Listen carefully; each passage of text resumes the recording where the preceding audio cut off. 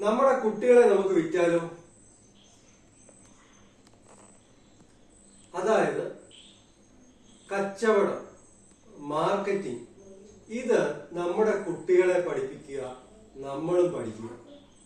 ഇതുവരെ നമ്മൾ ആരും ചെയ്യാത്ത പല കാര്യങ്ങളുണ്ട്. എന്തുകൊണ്ടാണ് ഇവിടാണ് നമ്മൾ പരാജയപ്പെടുന്നത്? ഒരു ഇന്റർവ്യൂവിന് ചെല്ലുമ്പോൾ എന്താണ് അവിടെ വേണ്ടത്? അവിടെ ഔദാര്യങ്ങളില്ല. ഈ പണ്ട് കാലത്തായിരുന്നു ഔദാര്യങ്ങൾ. ഇനി ഒരു സ്ഥാപനത്തിൽ നിന്നും ഔദാര്യം കൊണ്ട് ആരെയും എടുക്കാൻ പോകുന്നില്ല. ഒരു ഇന്റർവ്യൂ ബോർഡിൽ മുന്നിൽ അവർക്ക് എന്താ വേണ്ടത്?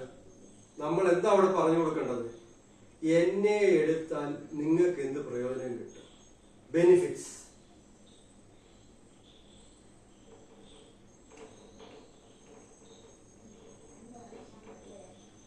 ബെനിഫിറ്റ്സ് മാത്രമാണ് നോക്കുന്നത്. അച്ഛമ്മ പണ്ട് കാലത്തായിരുന്നു പല കാര്യങ്ങളും ഉള്ളത്. ഇതൊന്നും ഇപ്പൊ ഇല്ല. അച്ഛൻ മകനെ വളർത്തുന്നത്, അമ്മ മകനെ വളർത്തുന്നത്, മകൻ അച്ഛനെ നോക്കുന്നത്, ഇതെല്ലാം ബെനിഫിറ്റ്സ് ആണ്. നിങ്ങളുടെ വീട്ടിലെ പട്ടിക്കുട്ടി നിങ്ങളോട് പാലാട്ടുന്നത് വരെ ബെനിഫിറ്റ്സ് ഓർത്താണ്. ലോകം ആ രീതിയിലേക്ക് മാറി. ഒരാളെ ജോലിക്കെടുക്കുന്നത് അയാളുടെ ബെനിഫിറ്റ്സ് നോക്കിയിട്ടാണ്. മെറിറ്റിനാണ് പ്രാധാന്യം. അപ്പോൾ എന്ത് വേണം? നമ്മൾ ഒരു പ്രൊഡക്റ്റ് സെല്ല് ചെയ്യുകയാണെങ്കിലും കസ്റ്റമറിനോട് ഒരു കാര്യം സംസാരിക്കേണ്ട, ബെനിഫിറ്റ്സ്. ഡിമെറിറ്റ്സ് ഒന്നും പറഞ്ഞു കൊടുക്കാൻ പോണ്ട, ബെനിഫിറ്റ്സ് പറയുക.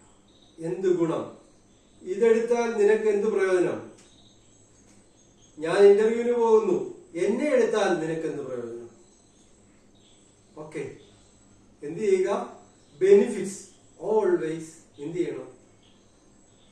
Related to benefits. എല്ലാം ബെനിഫിറ്റ്സുമായിട്ട് റിലേറ്റ് ചെയ്തിരിക്കുന്നു. നിങ്ങൾ ബെനിഫിറ്റ്സ് മാത്രമേ സംസാരിക്കാവൂ. നെഗറ്റീവായിട്ടുള്ളത് ഒന്നിനെ കുറിച്ച് ചർച്ച ചെയ്യണം. അതുകൊണ്ട് എന്ത് ചെയ്യണം? മക്കളെ നല്ലവണ്ണം പ്രസന്റേഷൻ പഠിപ്പിക്കുക. നമ്മുടെ കുട്ടികളെ നല്ലവണ്ണം പ്രസന്റേഷൻ പഠിപ്പിക്കുക. എന്തിനു വേണ്ടിയാ?